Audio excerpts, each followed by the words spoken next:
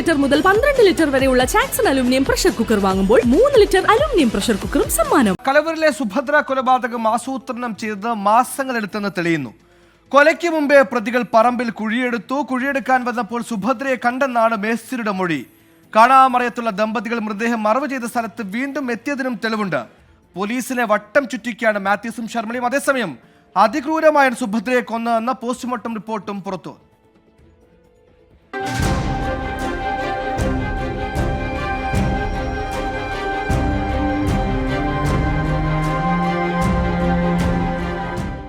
കടവന്ത്രയിൽ നിന്ന് കാണാതായ 73-കാരി സുഭദ്രയുടെ മൃതദേഹം എങ്ങനെയാണ് ആലപ്പുഴ കാട്ടൂരിൽ എത്തിയത്?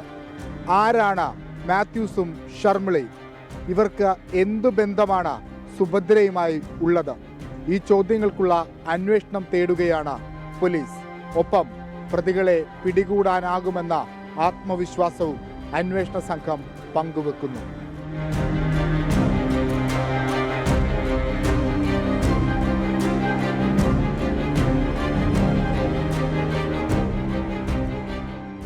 സുഭദ്രയുടേത് ആസൂത്രിത കൊലപാതകമെന്ന് ഉറപ്പിക്കുകയാണ് അന്വേഷണ സംഘം. ഇതിന് ചില കാരണങ്ങളുമുണ്ട്. സുഭദ്ര മരിക്കുന്നതിന് മുൻപ്, കൊല്ലപ്പെടുന്നതിന് മുൻപ് ഈ വീട്ടിൽ ഒരു വലിയ കുഴി എടുത്തിരുന്നു. കുഴിയെടുക്കാൻ വന്ന ദിവസം സുഭദ്രയെ കണ്ടിരുന്നുവെന്നും കുഴിക്ക് ആഴം പോരാ എന്ന് പറഞ്ഞ് തന്നെ കൊണ്ട് വീണ്ടും മാത്യുവും ഷർമിളയും ചേർന്ന കുഴി വെട്ടിച്ചെന്നും കുഴിയെടുക്കാനെത്തിയയാൾ പോലീസിന് മൊഴി നൽകിയിട്ടുണ്ട്. ഈ കേസിലെ ഏറ്റവും വലിയ വഴിത്തിരിവാണ് ഈ മൊഴി.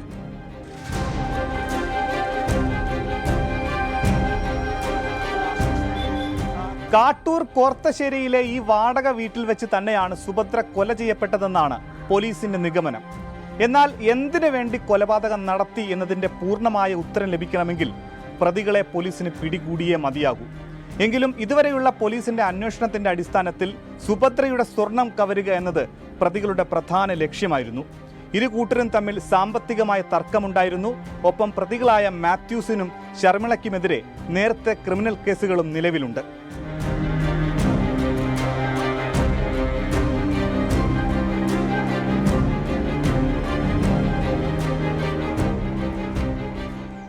കഴിഞ്ഞ ഓഗസ്റ്റ് 6-ന് കടവന്ത്ര പോലീസ് സ്റ്റേഷനിൽ രജിസ്റ്റർ ചെയ്ത ഒരു മിസ്സിംഗ് കേസ് 1 മാസത്തിനിപ്പുറം നാടിനെ നടുക്കിയ ഒരു കൊലപാതക കേസായി മാറി.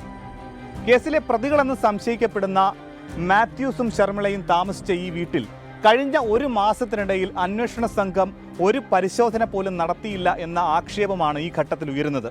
അങ്ങനെ ഒരു പരിശോധന നടത്തിയിരുന്നെങ്കിൽ ഈ കൊലപാതകത്തിന്റെ ചുരുൾ നേരത്തെ അഴിക്കാമായിരുന്നു. ഇപ്പോൾ പ്രതികൾ കാണാമറയത്തേക്ക് പോകുന്നതും തടയാമായിരുന്നു. വിഷ്ണു സുരേഷിനും ഷിബിൻ ബഷീറിനുമൊപ്പം മനീഷ് മഹിബാൽ, 24 ആലപ്പുഴ.